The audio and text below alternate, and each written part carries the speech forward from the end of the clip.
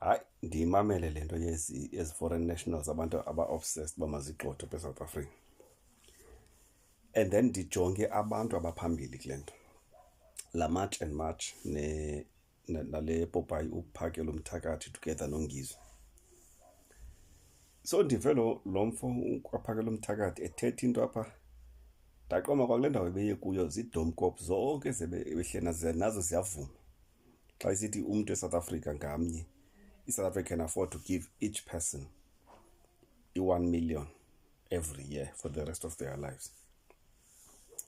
Masiqale nje ku-1 million umuntu ngamnye, singayibali ka-every year. ESouth Africa sibayi-63 million if I'm not mistaken. And then uthathe la 63 million people, uthathe 1 million multiply ngo-63 million, and then unxeba ufumana malini. And then kukhona i-country othi wena inga-afford unika umuntu 1 million every year. And then uzibuze uba ibhadlile loo nto leyo. And then you're taking this person very seriously wena, to an extent that ummamele kulowo lo begqiba uthetha into uba yena makanikwe 5 million eyohlala kwiborder, akho mntu azongena phaa just for food. Yabo abantu benu ingqondo emfitshane ilapha ezinyaweni, in fact ingqondo yabo unyathelwa ngayo. And we listen to such people. The same Popeye uPhakela uMthakathi uthetha into apha enqoma ifamanqe ethi why should we document foreign nationals, whereas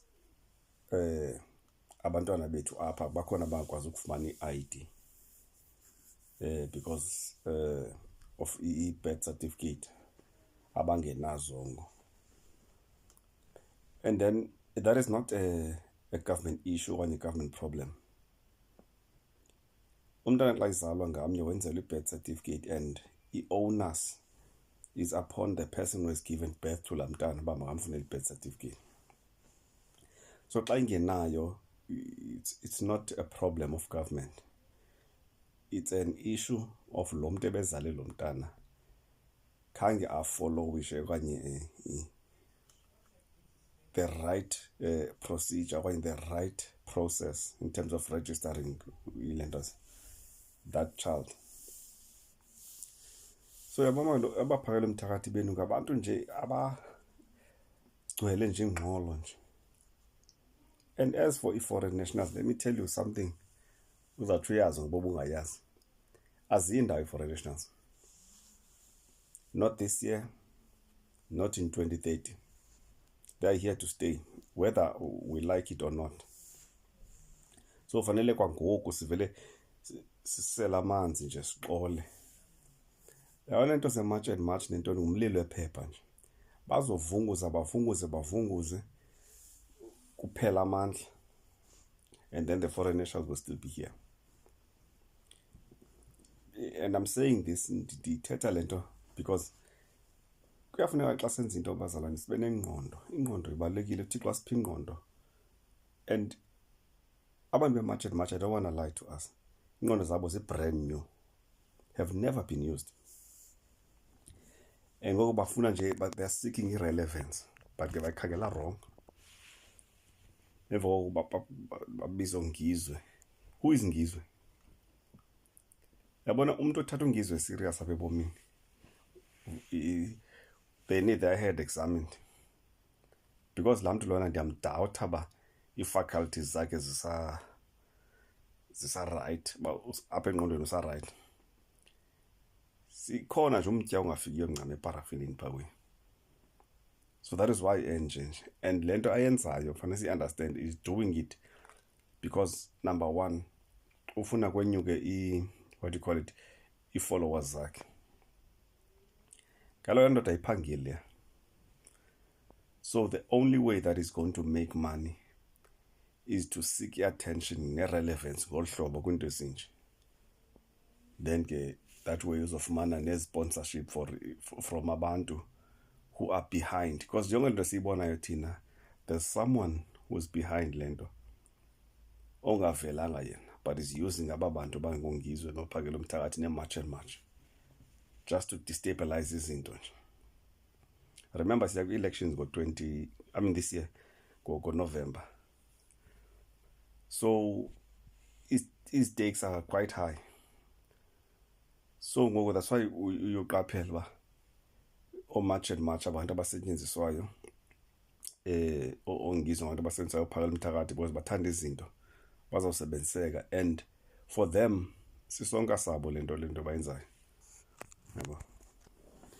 And then baqokelele wonke, yabona bungajonga abantu ababehind okanye abantu abasupporta lento yogqotho ke-foreign nationals, abantu aba-useless abangenzi into. There's no one, it's either oqala ibhizinesi or running a business okanye umuntu osebenzayo oyihoyileyo yonke lento le. Babhizi abantu, they're building their lives.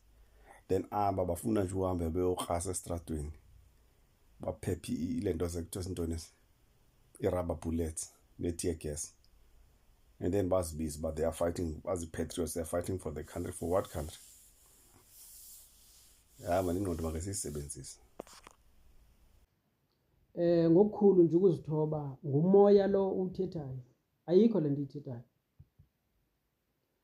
Mntakwethu sukuthi izinto xa zikuhambela kakuhle ebomini ugceke into ezakuthi incede abanye abantu khona ukuze nabo izinto zibambele kakuhle ebomini. Uyabonakala uba umi kakuhle, uyasebenza okanye uyazisebenza, loo nto yiyo.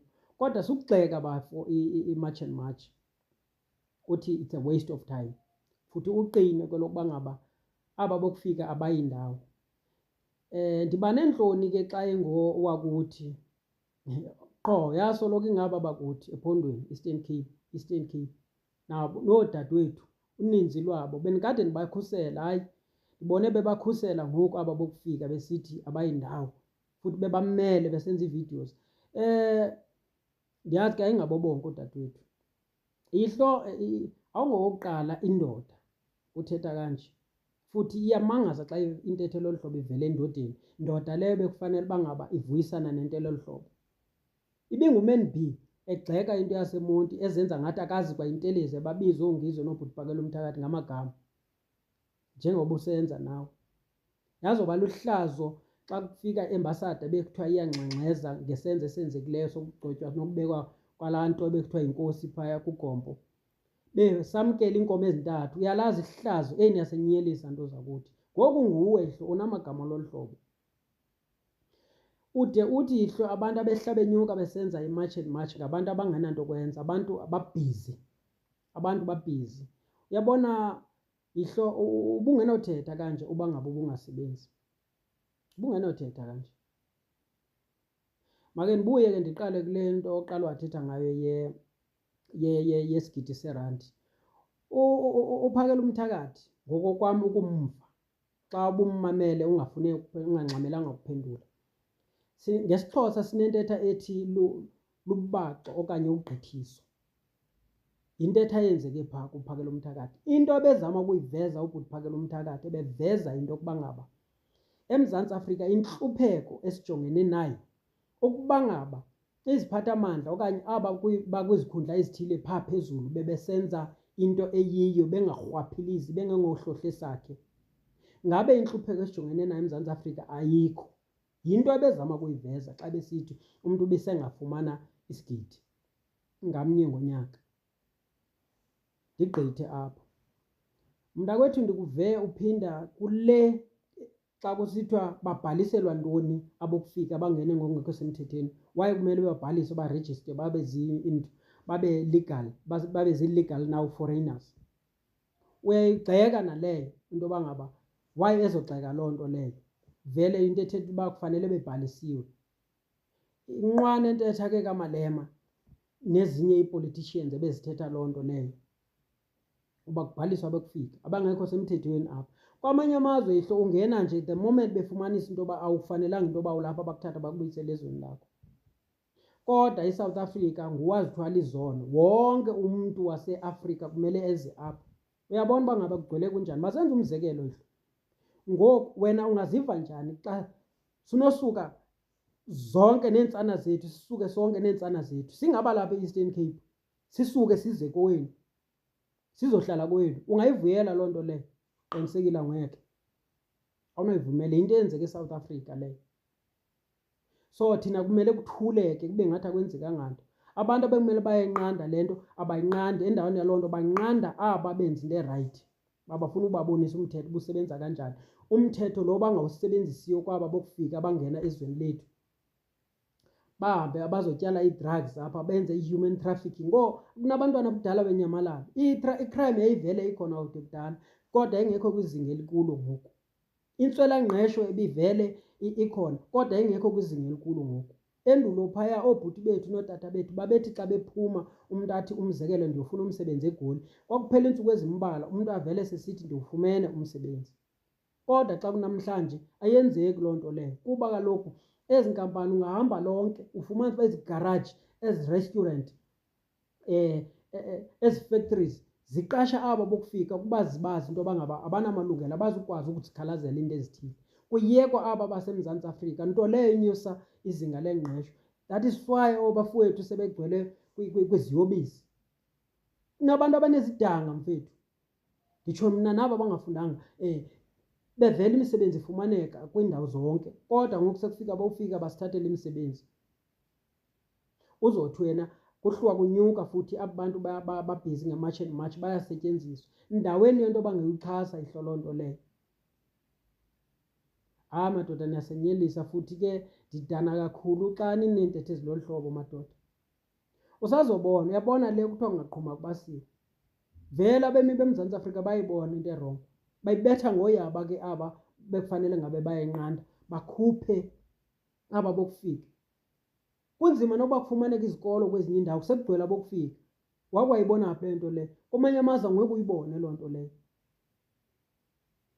angeke uyibone. Kodwa niyagxeka nithi abayindawo, it's a waste of time. Yho, hayi mntakwethu, hayi yazi niyaniphoxa nje. I-Eastern Cape nje xa kunoze le emagama lolu hlobo aphume endodeni, ngabantu bokufika. Mna sendizihambile. Uyabona indlela abathetha ngayo, ndibuyele nakoodadewethu aba babakhuselayo, bayibeka kakuhle into yoba ngaba ababafuni abemi baseMzantsi Afrika. Into abayifunayo nje kukuzuza la malungelo bafumanayo apha eMzantsi Afrika, bangene. Ukusuka apho bazokwazi ukuthi basijikele. Yinto ezekwenzeka eminyakeni. Ndiyawunqwena into yoba ngabe nibe nisekhona. Ndiyanqwena eminyakeni nje xa beziveza ububona ubunja babo aba bokufika, nibabone. Okwangoku kusemnandi ihlo, kodwa I can assure you usazobona.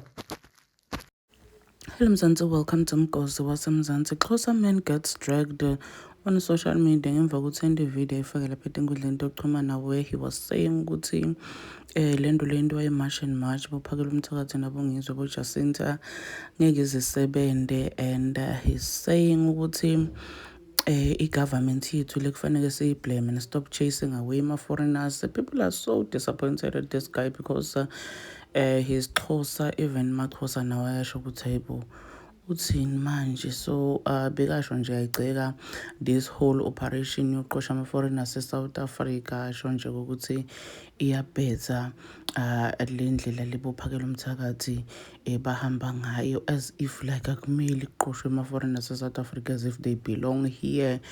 And the second guy was just saying ukuthi disappointed kokumuva umuntu lo mXhosa akhuluma ngale ndlela, because what? Do comment your thoughts down on the comment section. Don't forget to hit the notification bell.